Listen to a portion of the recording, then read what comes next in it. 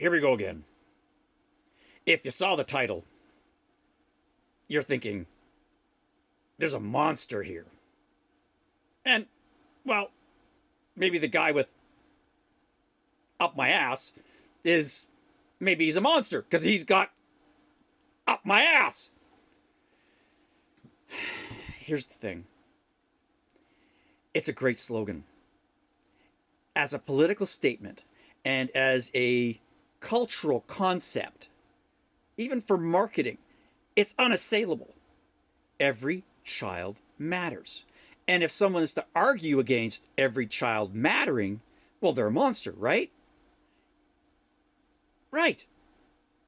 But the reason why this slogan, every child matters, is being used is because every child has not mattered. Children were seized, taken from their families, taken from the village that was caring for them. Not individual families, but from communities, from a society, from a culture. It takes a village to raise a child.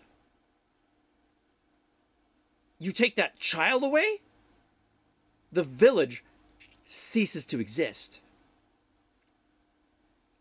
Think about it. The choice of a buffalo hand puppet is not without reason. Herd animal. Symbolic. Symbolic to the prairie peoples. Buffalo culture. You guys adding this all up together now? You take the calves from the herd, herd ain't gonna exist in the future. They're not gonna know nothing. They're not gonna exist. Same concept was applied to the First Nation peoples. Continue to be applied to the First Nation peoples. The difference is that they're fighting back politically by using slogans. Slogans that are often co-opted or argued that, well, every child matters. That means all children. And the answer is yes, they do. That's the point. But the point is, in the case of the context of the First Nations people in Canada and in the United States, the children didn't matter. Because they were taken away. They were removed from their families. They were removed from their village, from their society, from their culture. The whole idea was to take the Indian out of the child. Well, that doesn't make any sense. Because they still get defined as an Indian because for some reason it's a racial designation as well as a political designation. I just recently learned, and I was just blown away by the whole idea. There's an argument right now in front of the Supreme Court of the United States that Indian means a race, not a political entity. Wow! It's both! Or it can be both. First Nations. That's why I prefer First Nations over Indian. Americans just seem to be obsessed with Indian, but they've been using Indian in their everything for so long.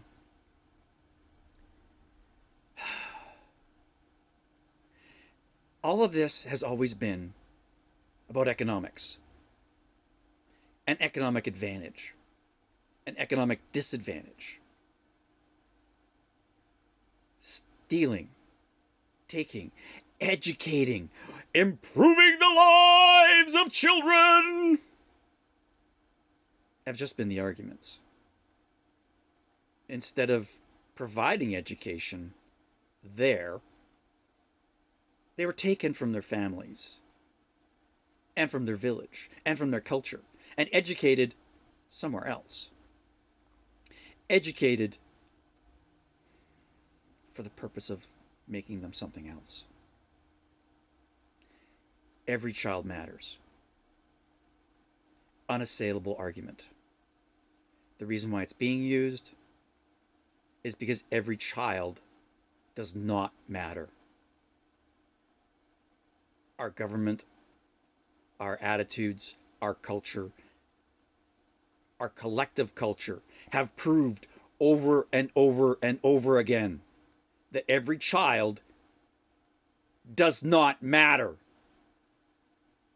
Only specific children matter. The goal of that statement is so that every child does matter.